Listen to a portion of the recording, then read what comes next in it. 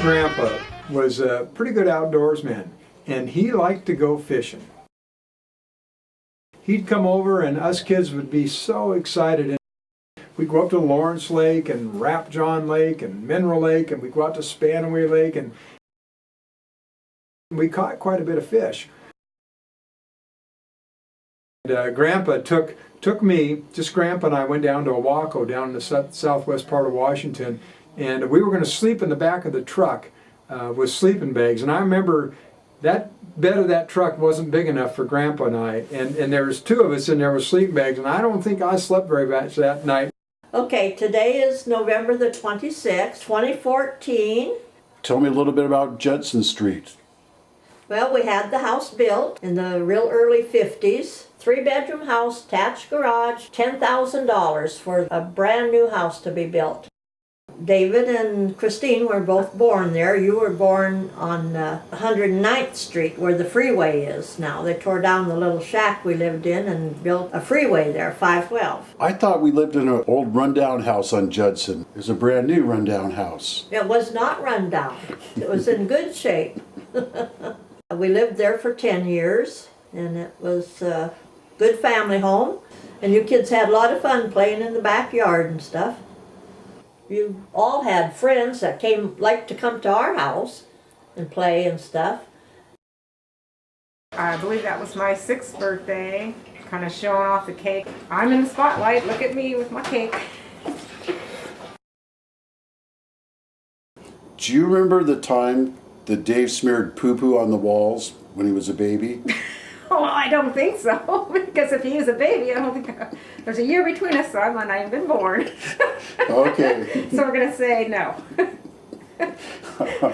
Okay. Well, it was just something fun to do. We made a dummy, and you kids used to play with it, and we put a gorilla mask on it, and you used to scare the neighbor kids with it, because they were smaller than you kids, and one went home crying because they got so upset about it. But you guys would haul it up the stairs, the back stairs, and then throw it down sometimes and just carry it around the yard. Played with it quite a bit. We had these homemade dummies that we would play with. And Mom would take some old clothes and she'd stuff them full of wadded up newspaper. You know, we put them together and they probably gave them shoes and we put masks on them and we were playing around with them like they were a giant doll. I don't think it was even Halloween. We were just playing with them because it was fun. I can remember the dummies we made as kids. I don't know, it was like a wow factor, like other kids in the neighborhood didn't have something like that, and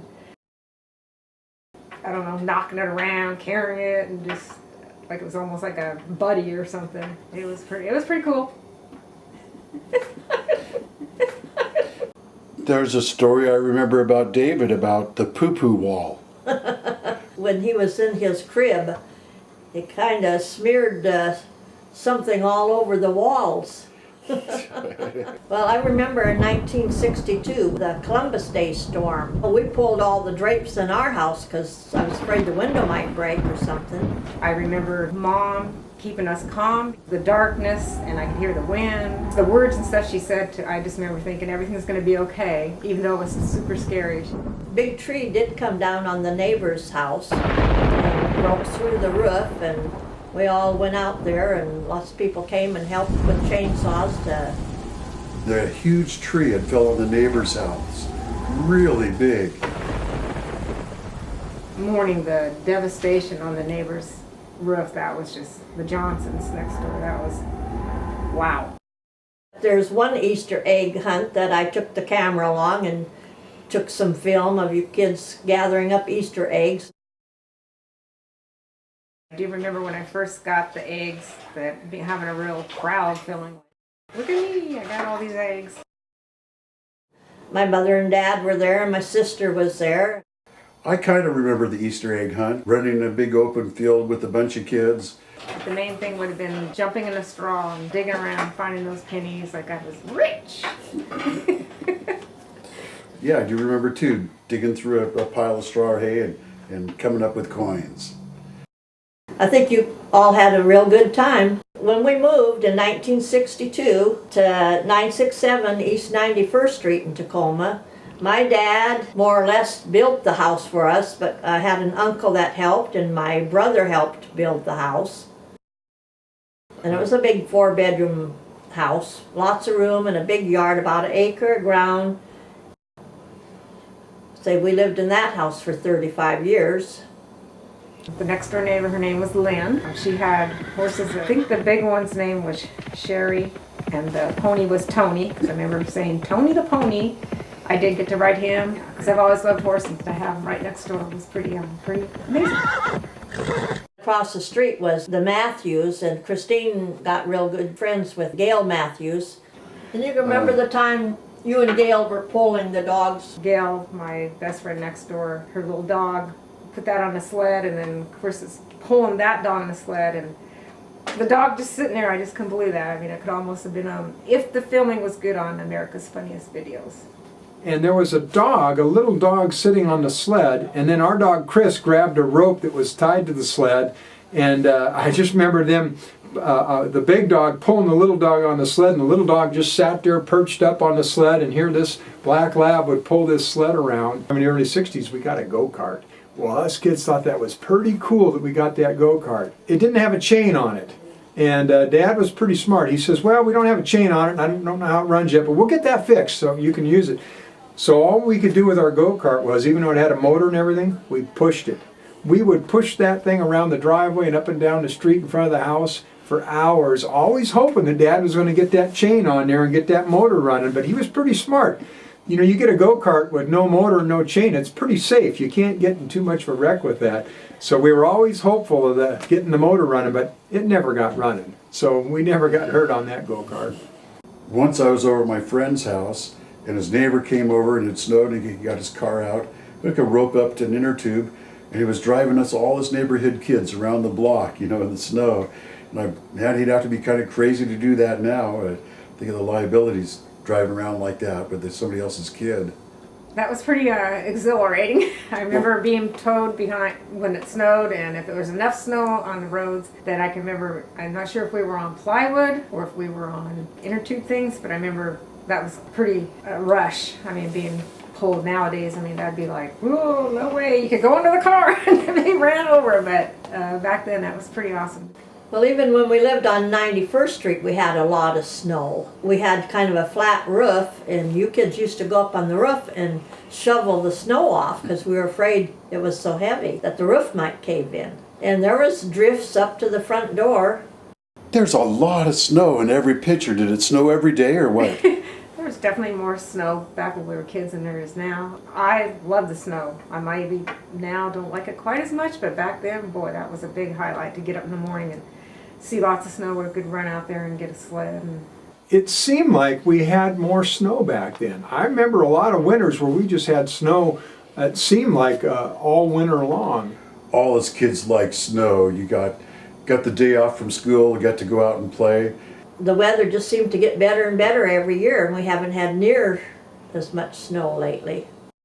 We had friends that lived just a block or two away, John and Stan Milston. They'd come over and we'd play in the backyard all the time. We'd play football, we'd play baseball. I guess we must have had the biggest backyard. Somewhere in the 60s, the Milston family moved into the neighborhood. We're real good friends with Stan and John, the Milston boys, and they would come over and we would do all kinds of stuff. We played football, we dressed up in costumes and pretended like we were Superman or the masked caped guy, and we just would play. We played with the Milstons all the time. They were always over at our house. I remember being over at their house all the time. Boy, I just have great memories. We played a lot of football in the backyard too. With the Milstons and the other neighborhood kids. You know, Mike, I remember him being real good friends with John, and I was best friends with Stan growing up. Just have a lot of real good memories, and I still maintain the friendship with one of the Milston family that we've been friends ever since. My kids didn't fight, except for this one time when they had some boxing gloves. Don't get me mad. Don't get me mad. I'm going to beat you up. Who's on the run now? Uh-oh. Okay, now I get you where it went. I hated those boxing gloves. I remember boxing it out with Dave in those gloves. It felt like I was just getting pounded. I felt like I came out the loser, and it wasn't fair because I was older than him and he beat me. Hey, what are you doing? Hey, come Get your on now. hands off of I me. remember when we were 5 years old and you couldn't hardly- I kicked your butt when we were No, 5. what do I'm you gonna mean? do it I was today. wrestling with you and I had you down on the ground, I didn't I? had you on the upper hand. Oh, I don't know. I think I was could rubbing still your face take in the you dirt. Hey, come on now. I think I could still take Okay. you. Oh, I yeah? don't know. You might be older, but you're Okay, not let's have a tougher. rematch. All right. And I had been watching Muhammad Ali, I think. Yeah, okay, I come in with a nice strong opening.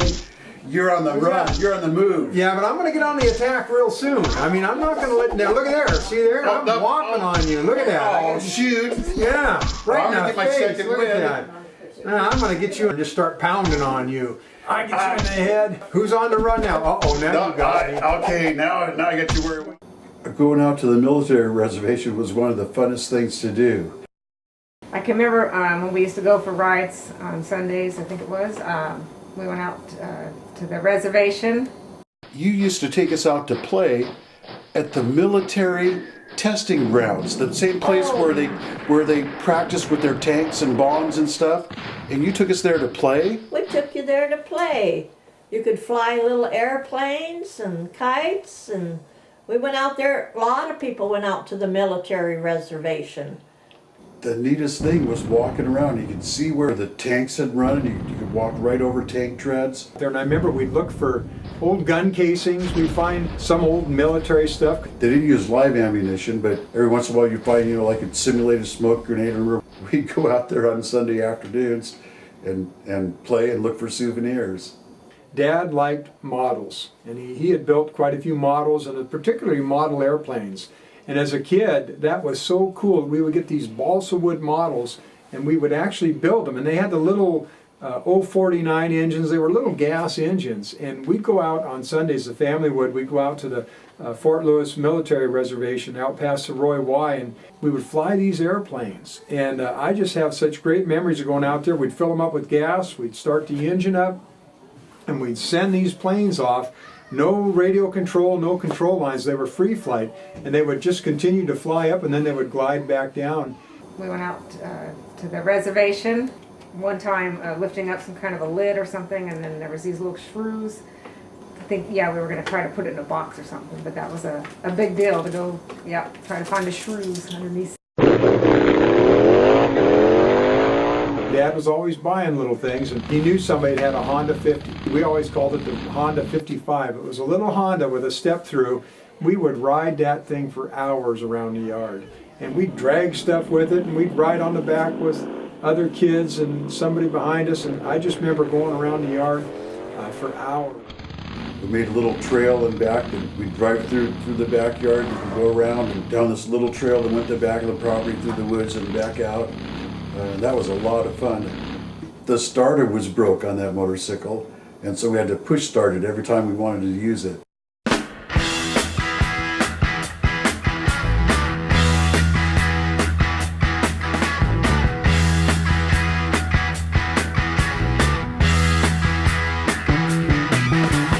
Get your motor running. I always thought the Running Man sign was one of the neatest things I'd ever seen. Well, I remember Dad had this sign at the gas station, must have been in the 60s, and he had made it himself. And I remember it was on the side of the gas station, he'd bring it out, and there was a guy that had that gas nozzle in his hand, and then the bottom of the half was this wheel that went around, and there was 3 legs painted on it, and it would show him running. Well, John Nelson, my husband, built that sign, and he made it electric, and he painted 3 legs on this man, and so they went around so it looked like he was really running fast, and all our customers really liked it and commented on it. I didn't like going fishing. I had to come along even though I didn't like going. And I didn't like going fishing. Dave liked fishing, and I think Chris liked it too. I have a lot of memories of Dad taking us fishing when I was maybe 10, 12, 13 years old. He started taking Sundays off and not working quite as hard. So we did a lot of stream fishing and river fishing, and then a lot of fishing up by Eatonville and Alder Lake and Mineral and Morton up in that area. A lot of great memories going up there fishing on Sundays and spending the day with my dad. And, just him making me a part of the fishing trips. And I continued on doing that into my adulthood because of the memories. Well, I don't know, those were the good old days in the 50s. Because like the first house we built, 3-bedroom house, attached garage, $10,000 for a brand new house to be built. $64 a month, and that included property taxes and insurance and everything. What it cost for 91st Street? Well, that house was about $20,000. The highest our house payment ever got there was less than $200 a month. Did you have indoor plumbing? Well, of course we had indoor plumbing in those 2 brand new houses. Everybody's always saying the good old days were better. They were And- better, right? Always had a job and didn't have to worry about groceries or paying any bills. Never once were we late on a bill. And well, Like- how can young kids nowadays afford to rent a house Or buy a house? or yeah. buy a house? Before you could buy a house and it was very reasonable. I know the wages weren't real good, but you didn't live beyond your means. You bought what you could afford.